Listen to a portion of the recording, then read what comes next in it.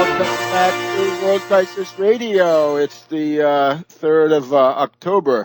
Now, let me call your attention to some recent broadcast activity. Naturally, you want to check in at tarpley.net, tarpley.net. You would find there my Rents interview this week. Jeff Rents and I talking about this question of the Secret Service. I was beginning to assemble this catalog of incidents that I hope to go through with you today. And the other thing you'll find there is what I'm going to do tomorrow. That is tomorrow from the point of view of this program. On the 5th of October, Sunday the 5th of October, 4 p.m. Eastern, I'll be on KDKA Pittsburgh with my friend Chris Moore. This, of course, the oldest broadcast station in the U.S., a boomer, goes all over the Middle West, 50,000 watts. So that will be highly interesting, and a lot of it will revolve, I'm sure, around these topics. So please do tune into that. Look at tarpley.net. There are rumblings that the insistent rumblings that Romney is preparing to run again. Get a hold of that book, Just Too Weird, Bishop Romney and the Mormon Takeover of the United States with Polygamy, Theocracy, and Subversion. But now back to our dear friend McCain. So we've established that in that wonderful afternoon of Idlib, Syria, April of 2013, we have McCain sitting down with the cannibal. And once again, we want to make sure that we don't forget the cannibal, Khalid al-Hamad, alias Abu Sakar. You can find all kinds of interviews with these people. You'll even find correspondents saying, he really doesn't seem that extreme at all. He's not extreme. He's just a cannibal. And, of course, what arises here, did McCain go to lunch with the cannibal? Did the cannibal say, why don't you come over for lunch? We're having, don't let me go into this line. But what we do find, of course, is that this guy is on tape. He cuts out and eats the heart and some lung of a Shiite victim of ISIS, according to one account. There's some debate about exactly who he had killed, but people have seen it. So that guy is a cannibal, whether he calls himself Free Syrian Army, Storm Brigade, Nusra, Islamic Front, ISIS, ISIL, Daesh, whatever he calls himself. He's a cannibal, and that's really all we need to know. So now we have a U.S. senator cavorting with a cannibal and the caliph, because, of course, the cannibal, kills a few, right, according to his needs for food, I guess. But the caliph, of course, Bakri Baghdadi, Caliph Ibrahim.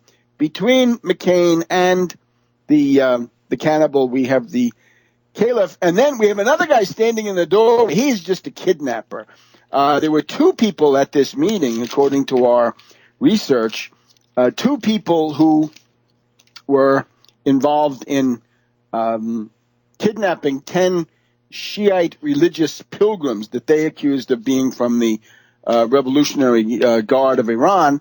And when it became clear that McCain had met with those people, he was threatened with lawsuits. He was threatened with lawsuits from relatives of the people who had been kidnapped, and he was consorting with the kidnappers. So he had distanced himself from that pronto. One of the things they'll tell you, of course, on this is it's all covered by the speech and debate clause. It is not. The speech and debate clause does not make you above the law. Sorry, John McCain. And the other question is for little Rand Paul. If he's still on this issue, right? He was on this issue 2 weeks ago, but with him, of course, we can't tell. So here's what I recommend. You're going to sit down in the Republican caucus with a cannibal, with a caliph and a kidnapper, the friend of all those. Is that what you're going to do? There are two remedies that any senator can put in, right? You don't need the Department of Justice. You'll remember that Senator Joe McCarthy, the red-baiting bigot, when he overdid it and started attacking the U.S. Army, he was censured.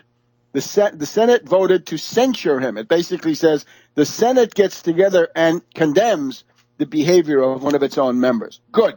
Do that for McCain. And since, of course, this is much more serious, right, because this is now not just destroying careers and lives, it's killing people with the caliph and the cannibal and indeed the kidnapper, because who knows the relation of the kidnapper to these Foley and so, right? We have these reports that the Free Syrian Army, so-called, sold the two beheading victims, we assume, to the ISIS killers, right? So you have all that. So this is much worse. So McCain should not just be censured, he should be censured first and then expelled. The Senate can expel a member. Yes, indeed, the Senate can expel a member. I remember a friend of mine, Harrison Williams, senator from New Jersey, and he was Watergated because he represented the pro-labor wing of the Democratic Party. They went after him, and he was on the Senate floor. A roll call vote to expel him had begun, and he stopped it by resigning on the Senate floor. So they were going to expel Harrison Williams of New Jersey. This was back in the days of Abscam, Brylab, Pendorf, and all the rest of that. FBI sting operations to try to weaken and destroy the Labor Democratic Party connection. McCain is much worse. McCain needs to be expelled. Expel him. We're going to keep going with our hashtag arrest McCain for ISIS, because this evidence is now building up week by week. Cannibals, caliphs, kidnappers. No U.S. senator can be allowed to do this. And what are you going to do? Vote Republican under those circumstances? Oh, you're going to get one of his friends? How about your voters in Kansas? He's in there now. He has been this week. McCain had been put in the closet as far as Washington and the Sunday shows were concerned for about 2 weeks. He was out there campaigning for Senator Pat Roberts of Kansas. You're going to reward the Republicans for bringing a friend of the caliph and the cannibal and the kidnapper into your state of Kansas? I think even Kansas, this is too much. So yes, he was there, and yes, he did do all these things. Now, the other question now is we want to move on to. First of all, let's just quickly go through these people who are trying to attack the U.S. Armed Forces. Right, this is Congressman Lamborn of Colorado, and he says some of us are talking to military officers and telling them if you don't like Obama's policy in the Middle East, I think, but mainly Ukraine too is prominent. If you don't like what Obama is doing, and what they mean by that is if he's not bombing enough, if he's not sending in enough divisions, right? If he's not enough of a warmonger, then you should resign, says Lamborn. Whoa, that's already a violation of federal law. Forget speech and debate. Back in a minute.